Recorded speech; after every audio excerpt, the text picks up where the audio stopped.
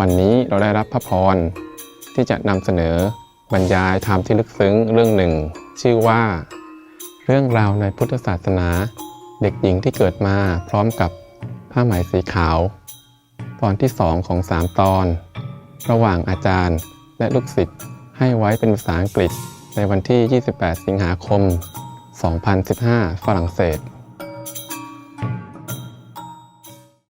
First, I have heard, this is from Anand. At one time, the Buddha is in a Soviet country and stay in the ashram called Kihuan. He was preaching there for monks and lay people alike. Yeah. At that time, in that area, there was a noble, rich man who has one daughter. Yeah, she is very beautiful, has a very dignified and respectful manner. And you can rank her top 1 or 2 in the country from all aspects. Yeah. A very worthy person. But there is one thing very strange about this girl. The moment she was born, she has a piece of white silk wrapped around her body. Yeah. And then the parents feel a little worried, so they call the astrologer to came and check out what is it. Yeah. So the astrologer, the seer, yeah, the clairvoyant person tell the parent, you two should not worry. Yes, your daughter is a meritorious person, very worthy. Yes, I will call her Tukli. Yeah, something like yes. Then this girl named Tukli, as she grow up, the piece of silk also grow with her. Yeah. She is not only beautiful, she come from a very rich and noble family. Yes. So many gentlemen, young boys came and asked for her hands of marriage, but she didn't want anybody up to date. No. Yeah. One day, the parents called some of the jeweler come to her house to make some of the jewelry. Yeah. And she asked respected father, what are you making all this jewelry for? And he said, yeah, you are already grown up. I'm making all this, make ready for you to marry and, to marry and have a family. So she said, father, husband and wife are just a temporary union. Yeah, I think it's useless. Yes. It's only making more trouble, pain, and suffering to my life, in life. Yeah. I think not just suffering for me, but also for other people, concerning people, maybe husband as well. Yeah, that's for sure, huh? I myself really think and wish to become a monk, become a renunciate. That would be the best solution and the best idea and the best thing to do for me. So the parents has only one daughter. They loved her so much and always do whatever she wish up to now. So they also let her go become a nun. Yeah. Next day he went out and buy some beautiful silk to bring home to make clothes. Yes. And she asked her, dear father, what kind of clothes you want to make with this silk? And the father said, I want to make a chasha for you from this beautiful, the monk's robe for you. So the girl say, "Dear father, don't have to. You don't have to make it. Okay, the clothes that I'm wearing right now is enough. Please just bring me to the Buddha." Yeah. So next day, the two parents and the girl went to pay obeisance to the Buddha. And then she said, "Obeisance to the world honored one. The human body is difficult to attain, difficult to have. To meet a living Buddha is even more difficult. Please have mercy and accept me to be, one of your nuns, so that I can continue to practice the liberating way of Dharma." So the Buddha say immediately, "Welcome, Bhikkhu." Actually, if you want to say Bhikkhu for nun, then Bhikkhuni, Bhikkhuni. But it doesn't matter. At that time, the Buddha just make it all equal, I guess. After the Buddha say that, her hair suddenly fall down, and the piece of white silk on her body changed into the chasa, mean the monk's robe. Yeah, you be careful if you go into the Buddha. Don't say anything. Your hair will be all gone. Yeah. In your clothes, your beautiful robe will be gone. And then you wear those patched robe of monk. Okay. In many of the stories, many of the sutras, it's mentioned all the time that when the Buddha say, "Welcome, Bhikkhu," then their hair just fall off and their clothes change into a chasa, mean a monk's garment. But sometimes they say that he asked somebody else to go and shave this and that person's hair and also give him clothes. So I don't know which one to believe. Maybe both. Maybe sometimes the Buddha like to show his affection by making the hair of the person fall off immediately. Maybe sometimes he too busy to do that. So he asked one of his monks to go and shave the head. I wonder why Buddha bother if he can do that. Everybody come just a head, hair off, hair off. It's simple. Yeah. And then after that, the Buddha asked the idol, the Bhikkhuni, to take care of her and teach her how to become a nun. And she was very, very diligent in her practice. Not very long after, she attained Arhat, just like all the monks before. So quick. My God, I wish I see the Buddha now so I can give him all of my disciples and say, "Buddha, make their hair come off." And use magic to make a chasa for them, then they will not thinking of anything else. Yeah. Because when the Buddha say, if the Buddha say welcome and the hair come off, mean it won't grow back again.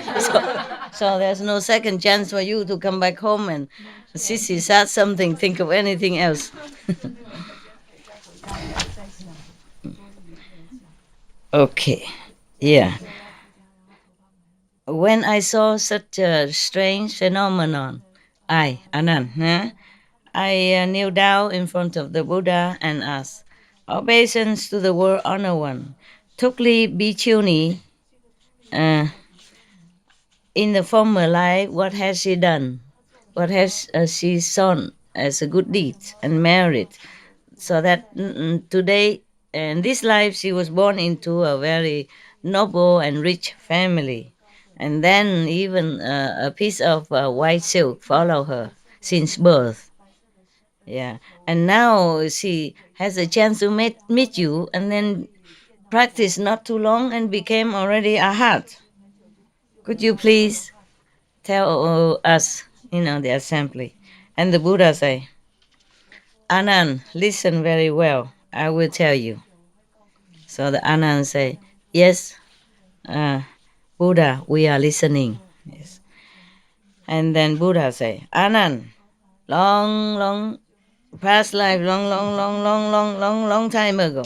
Yeah, there was a Buddha come into this world named Tibati. We heard this Buddha name all the time.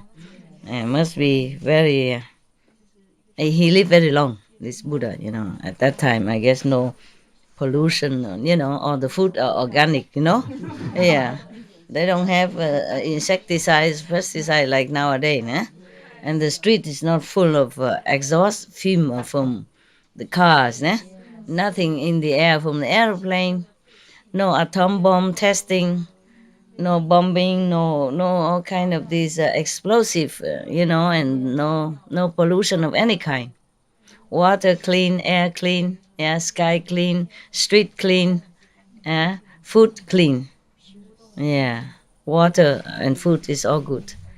I guess therefore the Buddha at that time, long time ago, before the Buddha's time, he lived very long.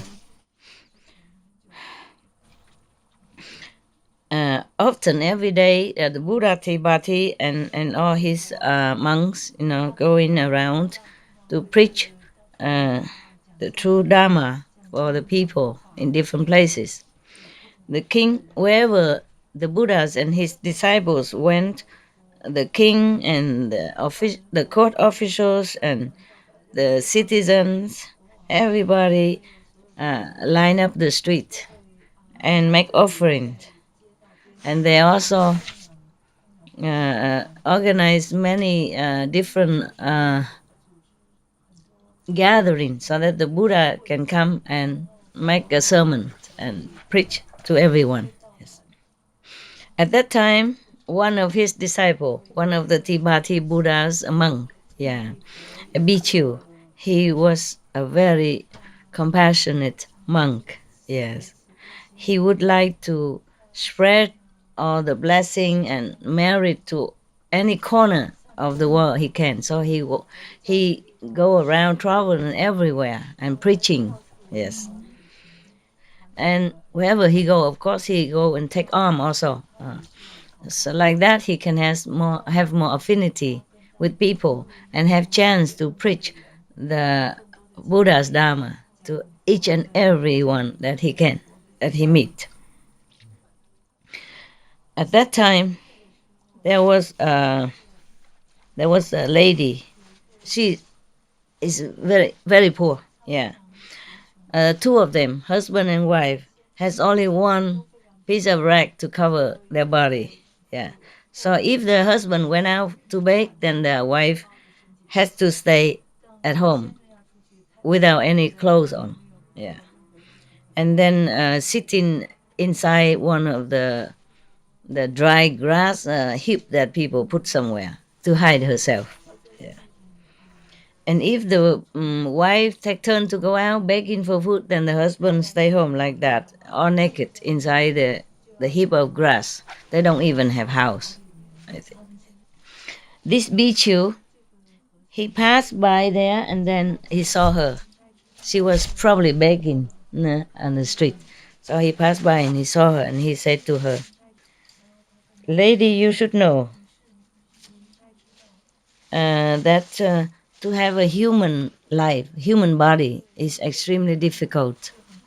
Yes, and to see a living Buddha in this life is even more extremely difficult. Nowadays, the Buddha is in our world, and he's preaching everywhere. You should go there, listen to the Buddha sermon.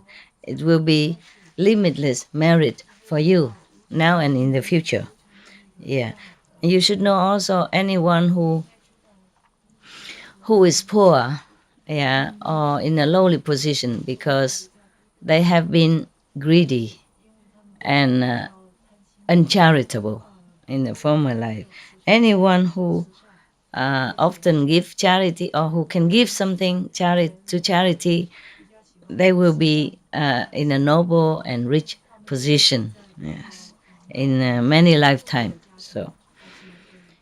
So the woman, after her the Bichu monk say that, she will say, oh, obeisance to reverence. I'm so happy to have been able to hear your teaching.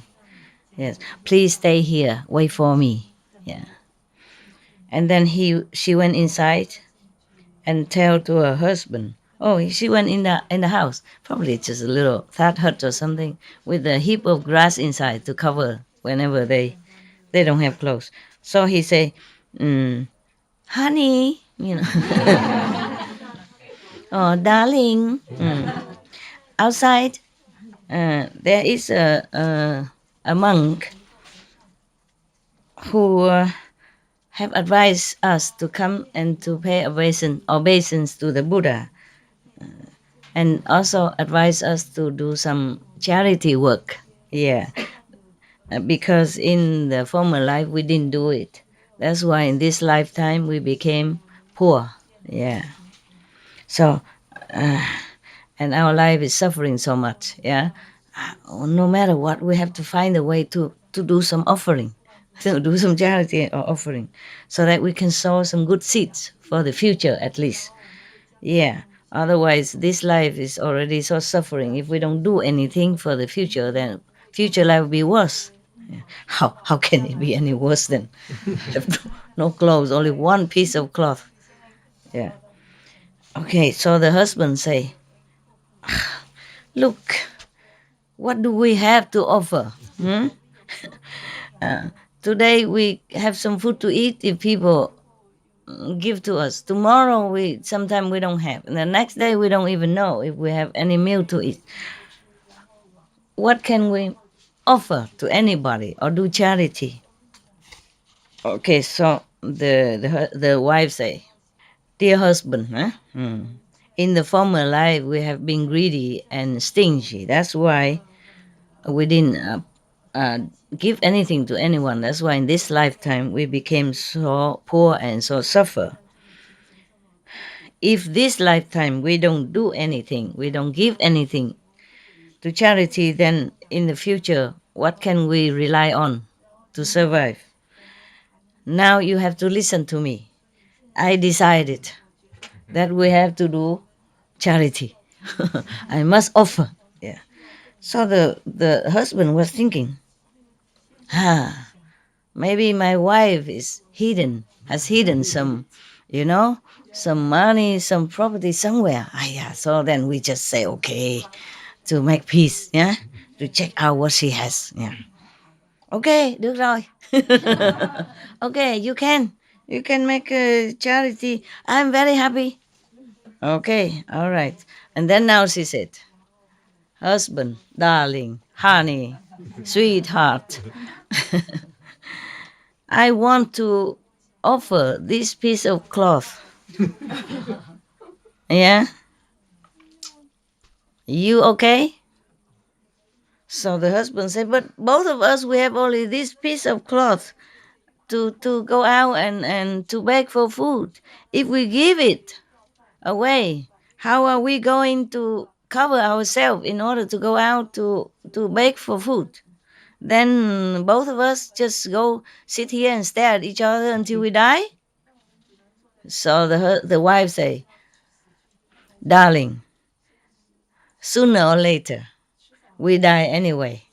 Yeah, every human was born will be dead. Yeah, someday. So even you give to charity or you don't give offering, you will die. Yeah. So is it rather that we give something, and then if we die in now, but in future life we will have a better chance.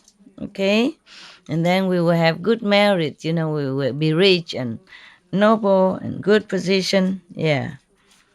But if we don't do it, then sooner or later we die anyway, and then we have nothing. Yeah.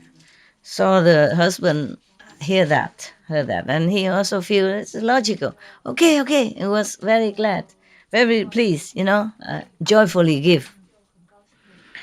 And he said, "Oh, that's very good. You talk very logically. Okay. So now, okay. So we will choose the death, and then so that we can offer this piece of cloth for in the future, for the future. So both of them, okay, agree, happy. So then she came out and said, Reverend, great Reverend, please can you climb up to the roof and wait there for me, because I have some very humble small thing, want to offer it to the Buddha. So the monk said, if you want to make offering and you just offer in front of me right now, why I have to go to the roof, the roof of the house? So she say, dear reverends, yeah, both of us have only one piece of cloth. So I'm worried we become so nude and it's very, very, very impolite and very sinful. My body cannot cover. We have nothing to cover. So that's why. But it's okay. If you don't want to go on the roof, then it's okay. So she went inside. They closed the door of the house and she threw the piece of cloth outside. The Bichu saw that both husband and wife so sincere like that. So he accepted, the dirty and filthy, smelly piece of cloth. He accepted, with the generous heart, and he even blessed them. Yes.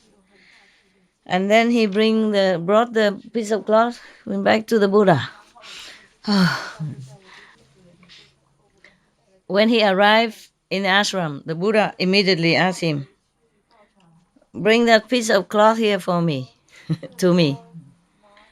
Yes, obeisance to the world honor one.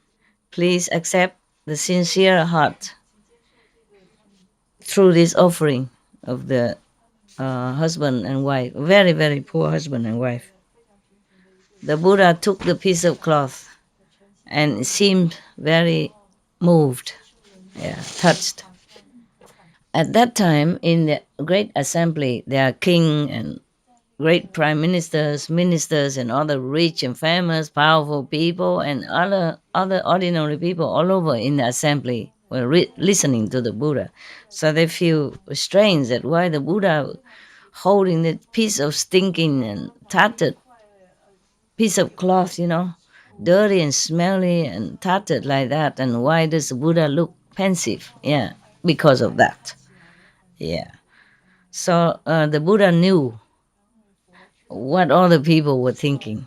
Yes. So he said, in this whole great assembly of all of the people who want to make offering and who is making offering, none of you can compare to the purity of this husband and wife who offer me this piece of cloth. He can feel it. He can feel the love, the energy, the sincerity, the purity of the couple. Yeah, that's why he said. Oh, after the Buddha heard the Buddha say that, everybody was feeling kind of frightened, uneasy, and the queen immediately, happily took out her royal robe. Yeah, and all the jewelry. Yeah. And the king also take out his robe and clothes and money, whatever, at that time they have. And then the king and the queen, asked his subordinate to bring all this to the couple, to give it to the the poor couple. Whoa, now they have lots of money. Yeah. And then they invited her to come immediately to the Buddha's preaching area. You have anything similar? Go find the Buddha and give it, and then maybe the king or the queen of this country. We don't have any king and queen, so too bad. Yes. Because of that, the Buddha also, by the way, preaching the merit of charity. Yeah. And also the bad consequence of being greedy and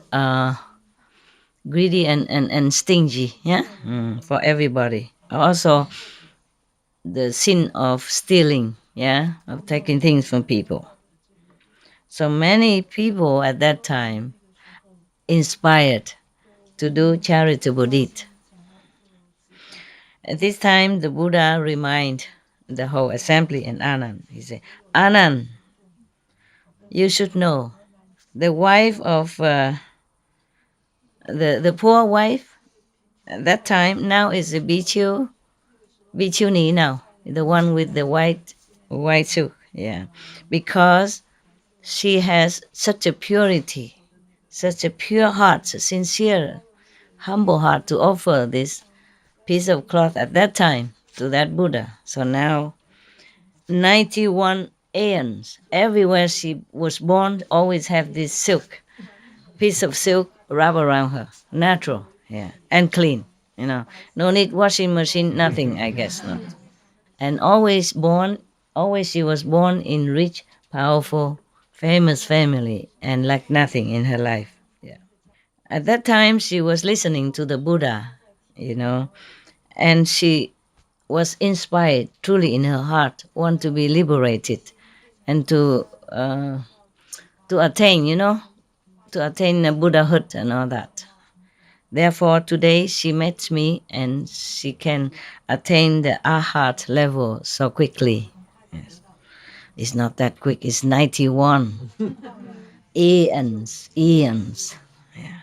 Not 91 life, 91 eons. But it's no problem, right? Time is nothing. She always born in rich family anyway, right? No problem. Yeah. All of you should also believe in charity and try to be diligent in charity. And then in the future, you will have very great merit and good life, something like that. Yeah. So everybody in that assembly just inspire to make offering. Yeah. And then they are bowed to the Buddha and went home. Finish the story.